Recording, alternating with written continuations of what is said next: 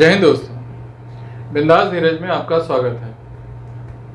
पुराने ज़माने में युद्ध होने के पहले कुछ आम घटनाएं घटती थी। राजा अपने कुछ लोगों को जिस राज्य पे उसे हमला करना होता वहाँ भेज देता ताकि वो स्थानीय राजा के खिलाफ वहाँ अफवाह फैलाए। ये कवायद अभी चल ही रही होती कि वो अपने कुछ गुप्तचरों को भी उसके बाद भेज देते। गुप्तचर वहां जाके जासूसी करते, स्थानीय राजा की आर्थिक और सैनिक ताकत का पूरा अंदाजा लगाते और पूरी रिपोर्ट अपने राजा को भेजते। राजा यह सब स्टडी करता और उसके बाद वो उस राजा पे हमला करने की पूरी तैयारी करता। उसी अनुसार अपनी योजना बनाता, अपने सैनिकों को ले जाता। सैनिक टुकड़ियों में जब वो हमला करने जा रहा होता है तो उस वक्त सबसे पहले तो पैदल सेना होती है, उसके बाद घुड़सवार होते हैं, फिर हाथी पे लोग सवार होते हैं, साथ ही टैंक चल रहे होते हैं, तोपखाने। ये तो होती राजा की मुख्य सैनिक टुकड़ी जो तनख्वाह पे भी रखे होते। कुछ लोगों को मानधन भी दिया जाता था तो कुछ लोगों के साथ कॉन्ट्रैक्ट किया जाता था। ये राजा के लिए लड़ते मरते, राजा उसके एवज में उनको पैसे देता, कुछ लोगों के मासिक आमदनी कर देता। इन्हीं सेना की टुकड़ियों के पीछे एक और छोटी सी टुकड़ी चल रही होती जिसे राजा से कोई लेना देना नहीं होता, न सैनिकों से। राजा इनको तनख्वाह भी नहीं देता था, मगर ये आमदनी के लिए उनके पीछे जाते। युद्ध के मैदान में राजा अगर जीतता तो वो स्थानीय प्रशासन को अपने कब्जे में ले लेता। वह सोना जवाहरात जो महंगी चीजें हैं उनको लूटता, अपनी सीमा बढ़ाता, किले पे कब्जा करता। और ये जो पीछे टुकड़ी चल रही होती है जो तनख्वाह नहीं लेती थी, जिसे राजा से व्यक्तिगत कोई लाभ नहीं होता था, ये युद्ध के मैदान में मरे हुए सैनिक, घायल सैनिकों के कड़े ले लेते, अंगूठियां निकाल लेते, तलवार छीन लेते, उनकी कीमती चीजें निकाल लेते। कुछ अगर उसमें से चालाक होते तो वो सैनिक के शव को उसके घर तक पहुंचा देते। उसके एवज में उनको थोड़ा इनाम मिल जाता, कुछ पैसे मिल जाते।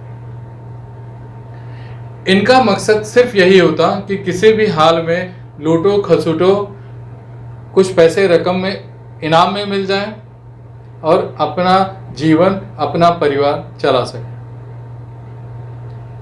लाशों के ऊपर ये जश्न मनाते। ये होते थे कफन खोर। आपने हिंदी और उर्दू साहित्य में यह शब्द आमतौर पे सुना होगा, कफन खोर। ये मरने पे जश्न मनाते थे, खुश होते थे क्योंकि उनसे उनको लूट का माल मिलता था। आज दुनिया में कोरोना फैला हुआ है, रोज भारत में ही लाखों लोग बीमार हो रहे हैं, सैकड़ों मर रहे हैं। हमारे समाज में भी ऐसे ही कफनखोर आज भी हैं जो आपदा में लूटने के लिए ललायत रहते हैं, मौके की तलाश में होते हैं। आपदा हुआ कि ये जश्न मनाने लगते हैं। ये लाशों से गहने लूट लेते हैं, उनके लाशों से अपनी कमाई करने की सोचते हैं। बीमार हुए तो ऑक्सीजन महंगा कर देंगे, रेमडेसिविर महंगा कर देंगे, दवाइयां महंगा कर देंगे और उस एवज में ये अपनी कमाई करते हैं। कोई मर रहा होगा तो शमशान में जलाने के एवज में ये पैसा लेते हैं, दफनाने के एवज में पैसा लेते हैं, कांधा देने के एवज में पैसा लेते हैं, तो एम्बुलेंस को, लाश को उसकी अंतिम यात्रा तक पहुंचाने के लिए पैसा लेते हैं। सिर्फ इनको पैसे से मतलब होता है, चाहे वो कोई मर रहा हो, कोई बीमार हो, चाहे कोई जी रहा हो। इससे उनका कोई व्यक्तिगत कोई लेना देना नहीं होता। ये कफनखोर आज हर जगह ये चाहते हैं कि कोई आपदा हो और इनकी आमदनी बढ़े। आज अनाज महंगे कर दिया है।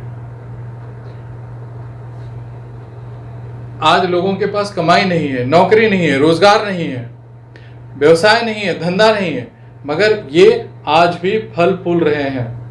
जैसे पहले फल फूलते थे वैसे आज भी ये फल फूल रहे हैं। चीजों की जमाखोरी कर रहे हैं, ब्लैकमेलिंग कर रहे हैं, हद से ज्यादा 2 रुपए की चीज को 4 रुपए में बेच रहे हैं। ऐसे कफनखोर, मुझे तो गुस्सा आता है। हमने इनको भूकंप में भी देखा है, ये ऐसे ही रहते हैं। हमने उत्तराखंड की त्रासदी में भी इनको देखा है। ये लाशों से गहने कचोट रहे थे, छीन रहे थे। आज कोरोना में भी ये लगे हुए हैं। लाश पहुंचाने के नाम पे पैसे ले रहे हैं, लाश को दफनाने के नाम पे पैसे ले रहे हैं, लाश को जलाने के नाम पे पैसे ले रहे हैं, और तो और लाश को गायब करने के नाम पे पैसे ले रहे हैं। ये आज भी हमारे समाज में, हमारे बीच में ये लोग हैं कफनखोर। आज हम इनके लिए, हमें समझ में नहीं आता, मगर ये हमारे समाज में घूमते रह रहे हैं, हमारे बीच के लोग हैं। कुछ तो हम ही हैं।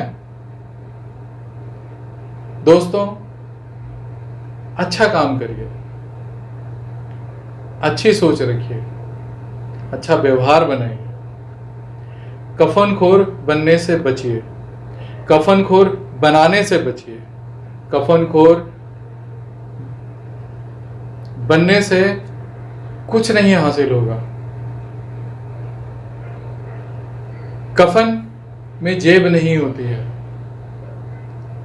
आप अगर ऊपर जाएं तो आप अपनी अच्छाई को लेके जाएं।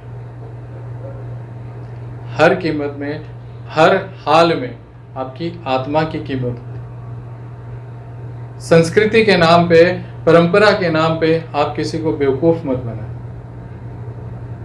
तहजीब के नाम पे आप कितने देर तक किसी को उल्लू बनाते रहेंगे।